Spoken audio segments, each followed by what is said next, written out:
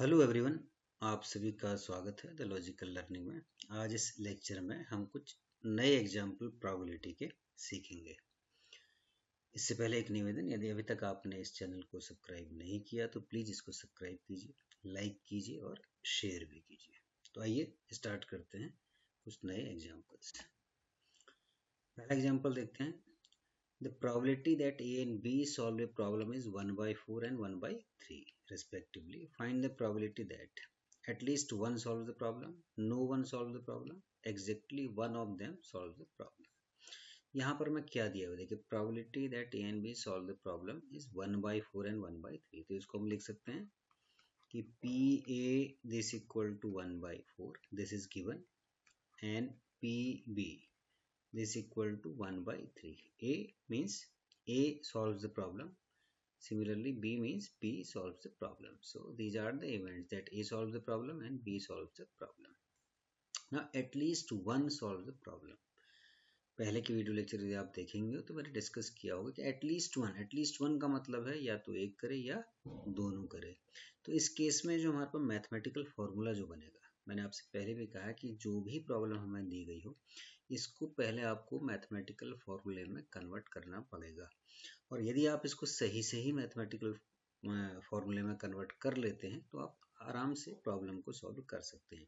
At least one का मतलब ये हो गया कि या तो कम से कम एक इनमें हो या फिर दोनों भी हो सकते हैं। तो इसका मतलब जो हमारे पास फॉर्मूला हमें जो बनेगा वो निकालना है probability of A union B, क्योंकि ए यूनियन बी का मतलब है आइदर ए और बी और बोथ।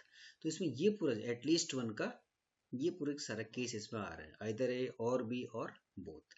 इसका फॉर्मूला आपको मालूम है, मैंने पुराने अपने लेक्चर्स में बताया है, P A plus P B minus P A intersection B. तो इसको यदि आप करेंगे तो 1/4 plus 1/3 minus 1/4 into 1/3 that is 1/12। तो ये हो जाएगा 1/4 प्लस 1/3 माइनस 1/12। इसको यदि आप सॉल्व करें 12, so this is 3 plus 4 minus 1, 7 minus 1, this is 6/12 and this is finally 6/12, this is 1/2। तो ये जो आपके बन जाएगी 1/2। सेकेंड क्वेश्चन देखें, no one solve the problem. No one solve the problem का मतलब कैसे इसको मैथमेटिकल फॉर्मूला इसको लिखेंगे, न तो ए सॉल्व कर पा रहा है और नहीं बी सॉल्व कर पा रहा है। इसका मतलब क्या होना चाहिए, नाइदर ए नॉर बी। तो ए आप लिख रहे हैं कि ए सॉल्व करने की इवेंट को लिख रहे हैं, नहीं करने को हम ए डैश से डिनोट करेंगे। तो ये हो जाएगा प्रोबेबिलिटी ऑफ ए डैश, ना तो ए करे और नहीं तो एंड। यहाँ पर जो करें ना तो ए करे, नाइदर ए नॉर बी, इसका मतलब ना तो ए कर पा रहा है और ना ही बी कर पा रहा है, तो एंड के यहाँ पर आएगा neither A nor be. So this is probability, क्योंकि यहाँ पर ध्यान दीजिएगा दोनों के दोनों इंडिपेंडेंट हैं। Probability of A dash into probability of B dash, ये मैंने फॉर्मूला आपको पहले बताया था। ए डैश कैसे निकलेगी, अगर ए 1 है तो ये हो जाएगी 1 माइनस 1/4 इंटू 1 माइनस 1/3। सो ये हो जाएगा आपका 3/4 इंटू 2/3। तो ये हो जाएगा आपका 3 से 3 कैंसिल हो गया, दिस इज अगेन 1/2। तो इसका आंसर भी 1/2 ही आएगा। थर्ड वाले को आप देखें, exactly one of them solve the problem. अब यहाँ पर इसको थोड़ा सा ध्यान दीजिएगा, exactly one of them solve the problem. Exactly one, इसका मतलब कैसे हम इसको केसेस के फॉर्म में लिख सकते हैं। एग्जैक्टली एक करे या तो ए करे, एक कर रहा है तो उसमें आपको ये श्योर करना पड़ेगा कि उसमें बी इसको सॉल्व नहीं कर पा रहा। तो आप इसको पहले अलग अलग केसेस में ब्रेक करें। कितनी इसकी इवेंट बनेंगी, मान लीजिए आपने कहा इवन ऐसी इवेंट है जब ए तो सॉल्व कर रहा है लेकिन बी नहीं कर रहा है। इसका मतलब ए एंड बी डैश, ए तो सॉल्व कर रहा है लेकिन बी नहीं कर रहा है। पहला केस तो ये बनेगा। दूसरा जो इसका केस बनेगा वो बनेगा कि ए सॉल्व नहीं कर रहा है लेकिन बी सॉल्व कर रहा है। तो ये ध्यान दीजिएगा इसमें कि यहाँ पर हमें पहले इसको क्या करना, मैंने आप फिर कहा इसको मैथमेटिकली एक्सप्रेस कीजिए। एग्जैक्टली वन ऑफ देम का मतलब है जब ए कर रहा हो तो इसका मतलब उस टाइम पर बी ना करे, और जब बी कर रहा हो तो उस टाइम पर ए ना करे। दो अलग अलग केस बन रहे हैं, E1 E2। अब क्या होगा, अब इन दोनों का हमें जो फाइनली हमें जो निकालना है कि एग्जैक्टली वन ऑफ देम, इसके लिए हमें क्या फॉर्मूला लिखा है, तो ध्यान दीजिए या तो यही वाला केस पॉसिबल होगा या फिर ये वाला केस पॉसिबल होगा। तो हमें किसकी निकालनी, पी E1 और E2, E1 और 2, या तो E1 या फिर E2। अब ये जो दोनों इवेंट हैं ये म्यूचुअली एक्सक्लूसिव हैं, या तो ये पॉसिबल होगी या दोनों एक साथ में नहीं हो सकती। ऐसा नहीं होगा कि ए और ए डैश दोनों साथ में हो जाए या बी और बी डैश दोनों साथ में हो जाए, तो या तो E1 होगा या E2 होगा। तो अगर ये म्यूचुअली एक्सक्लूसिव होती हैं तो इसका फॉर्मूला क्या बनता है, P E1 plus P E2 minus वाला जो पार्ट था ये पार्ट हो जाएगा जीरो, क्योंकि ये दोनों साथ नहीं हो सकती, म्यूचुअली एक्सक्लूसिव है। तो पहले तो हमने केसेस देखे कि E1 और E2 बने, और अब उसके बाद हमने देखा कि मैं एक्चुअली निकालना क्या है, निकालना है था कि E1 और E2, या तो E1 या फिर E2, और इसके लिए हमने फॉर्मूला खोल दिया। यहाँ लिखा P1 प्लस P2। अब P1 कितना हो गया, P1 हो गया आपका A इंटरसेक्शन B डैश, ये हो गया plus P A dash and B, और इसको आप लिख सकते हैं PA into P B dash, ये हो जाएगा plus P A dash into P B.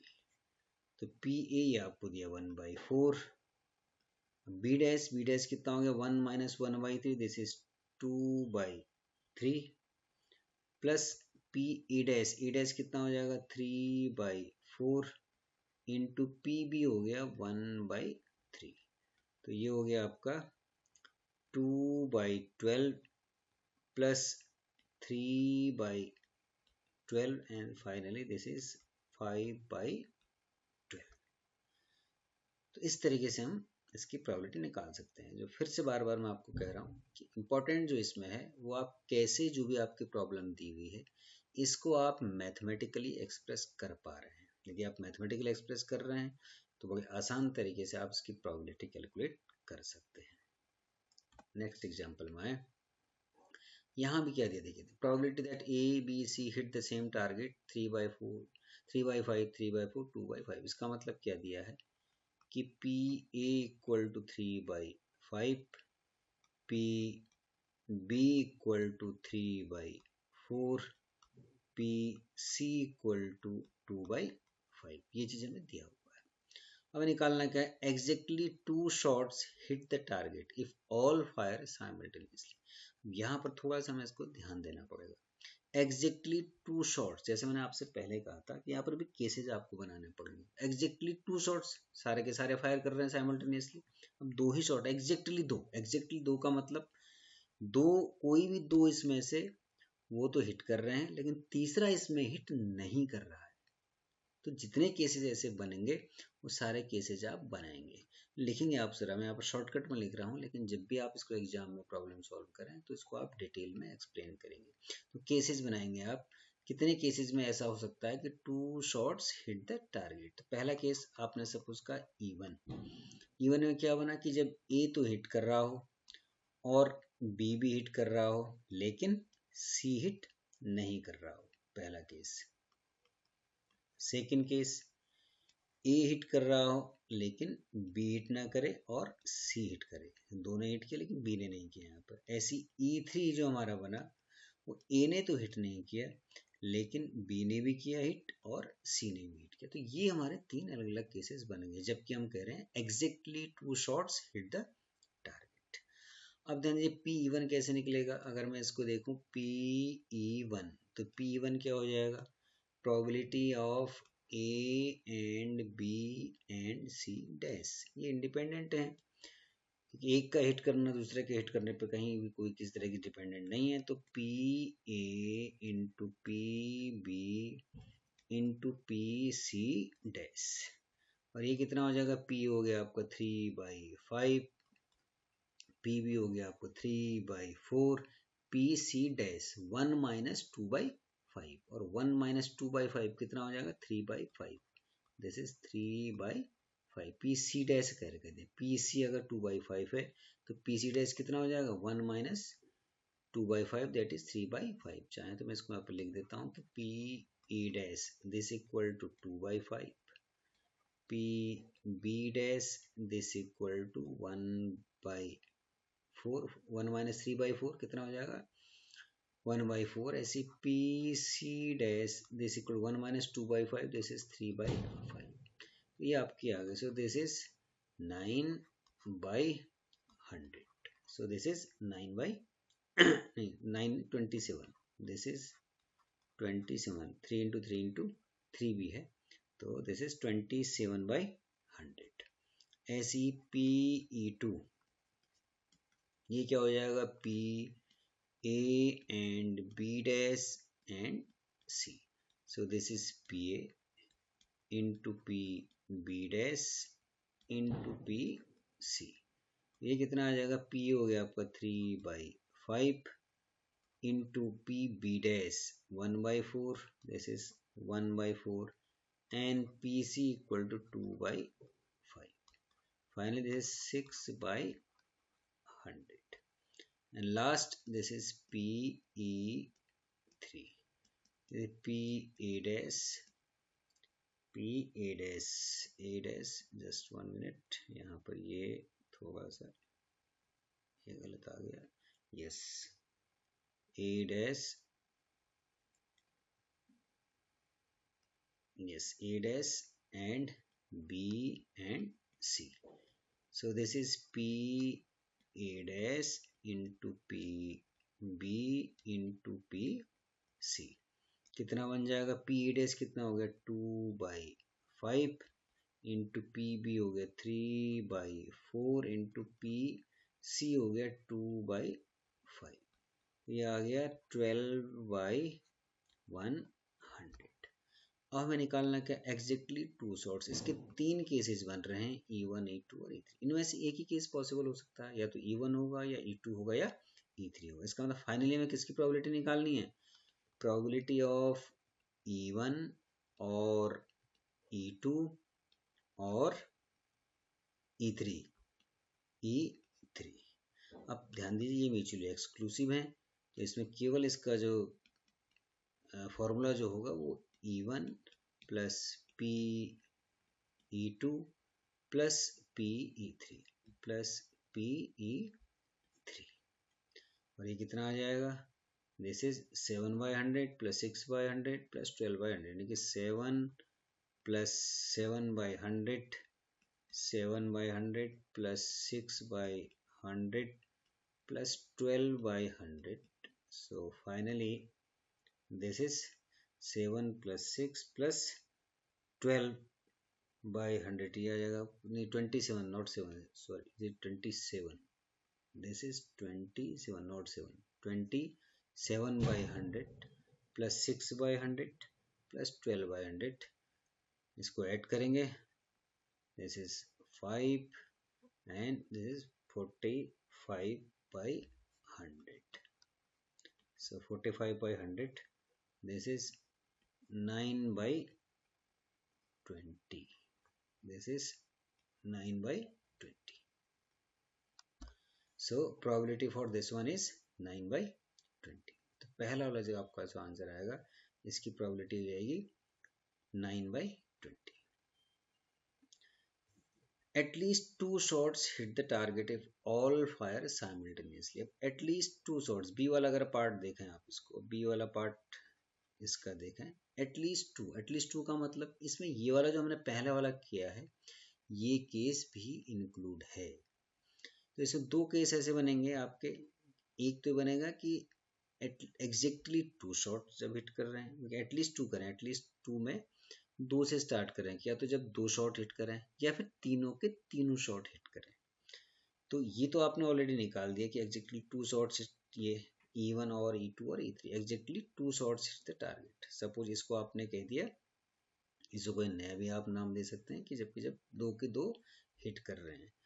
अब तीनों की तीनों जब हिट कर रहे हैं 2 केस हमने कहा सपोज ये केस आपका 2 केस ये थे। ए वाला केस ये था कि जब आपके एग्जैक्टली 2 शॉट हिट कर रहे हैं आपके, तो तो ये वाला आपका आ गया कि जब हम पुराने वाले की बात कर रहे हैं अपने E1 और E2 और E3, ये क्या केस बता रहा है कि exactly 2 shots hit the target, जहाँ E1 क्या था, ये था, E2 ये, E3 ये, तो ये बता रहा है कि एग्जैक्टली 2। और B को आपने ले लिया सपोज 3 के 3 टारगेट हिट कर रहे हैं। 3 के 3 में क्या हो जाएगा फिर, 3 के 3 में आप कैसे दिखाएंगे इसको, आप लिखेंगे A and B and C। Exactly 2 में तो अलग अलग केसेस बने थे, लेकिन जब आप कहेंगे 3 के 3 हिट कर रहे हैं तो उसमें एक ही केस बनना है सिंपल सा, उसमें अलग अलग फिर 3 केस नहीं बनेंगे, तो एक ही केस बनेगा, तो सिंपल सा मैंने लिख दिया A and B and C। तो ये आपका हो गया, एग्जैक्टली 2 केसेस, और ये हो गया exactly 3 shots hit the target. या तो A होगा या B होगा। तो फाइनली हमें इसको, एक्चुअली यहाँ पर A है तो इसको मुझे अलग सा नोटेशन लेना चाहिए। सपोज इसको मैं यहाँ पर A B के फॉर्म में मत लिखिए, क्योंकि ये भी A B के फॉर्म में लिखा हुआ है। Exactly 2 shots hit the target को मैं एक काम करूँ, इसका नया नोटेशन देते हैं कुछ यहाँ पे। सपोज इसको लिख देते हैं कि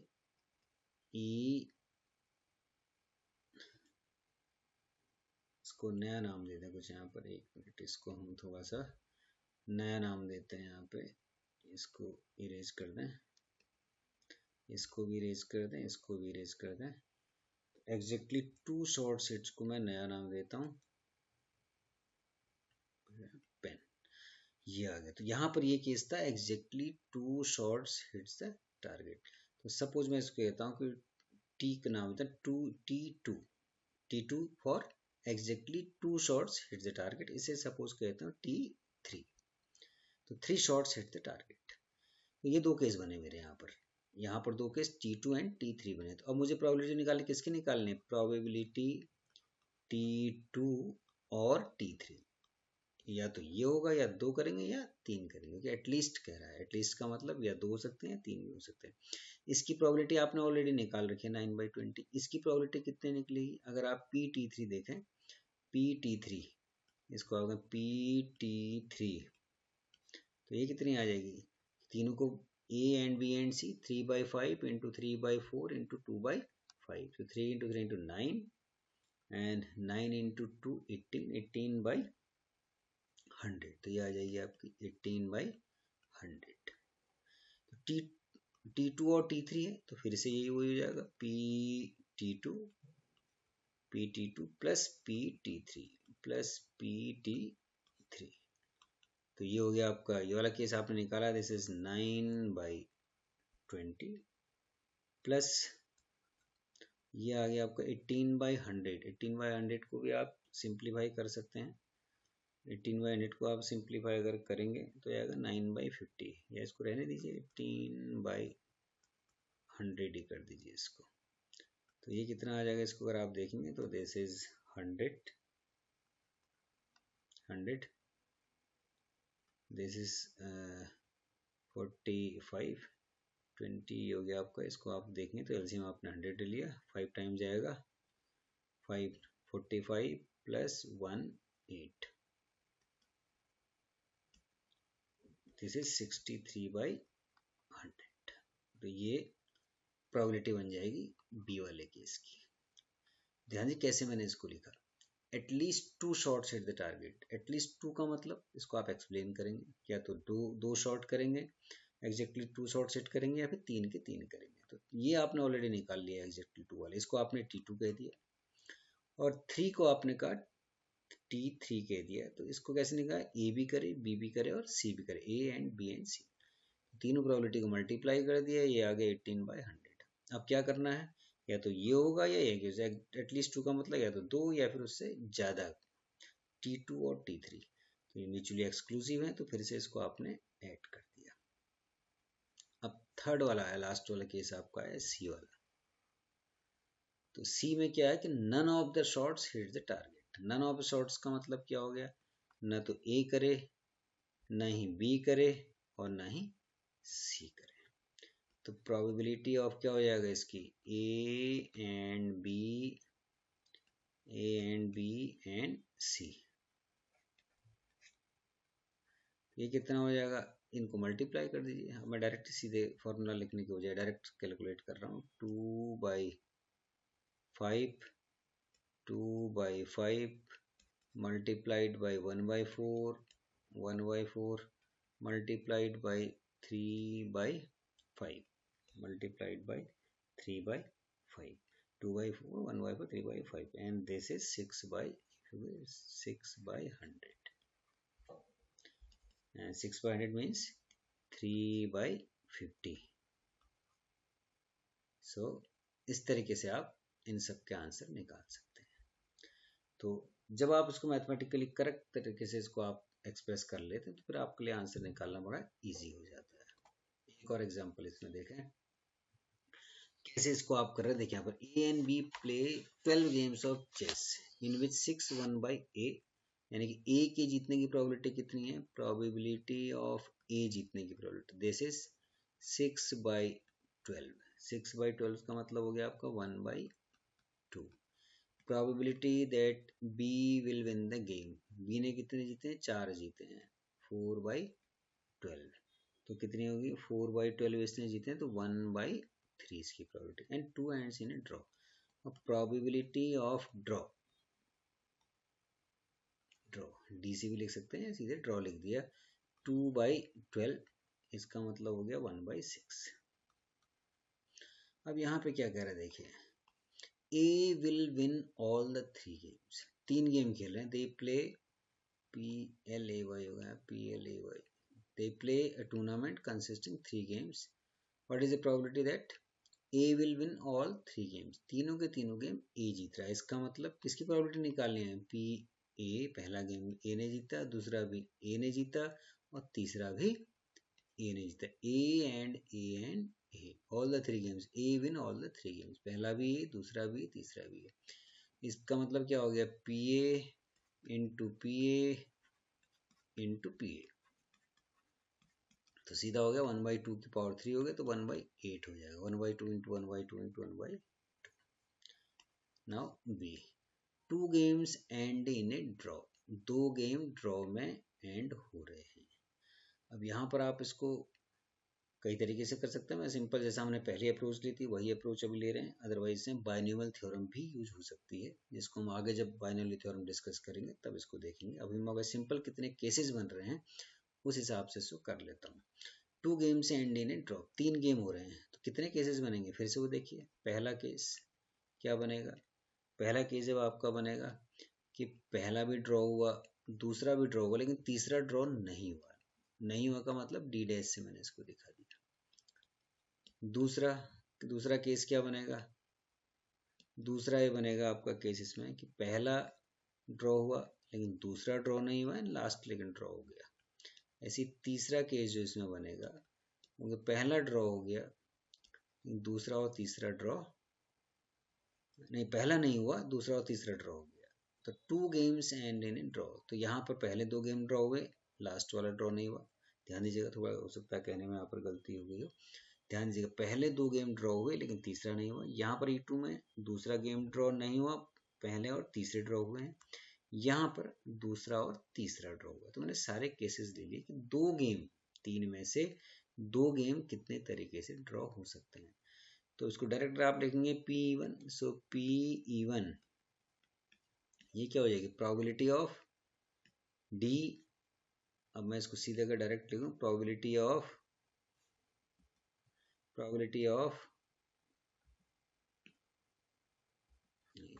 कुछ प्रोबेबिलिटी ऑफ डी डैश, तो प्रोबेबिलिटी यहाँ पर एंड भी लिख सकते हैं, चाहे तो इसको आप डी एंड डी डैश ऐसे भी इसको आप कर सकते हैं। तो ये क्या हो जाएगा, probability of D into probability of D into probability of D dash.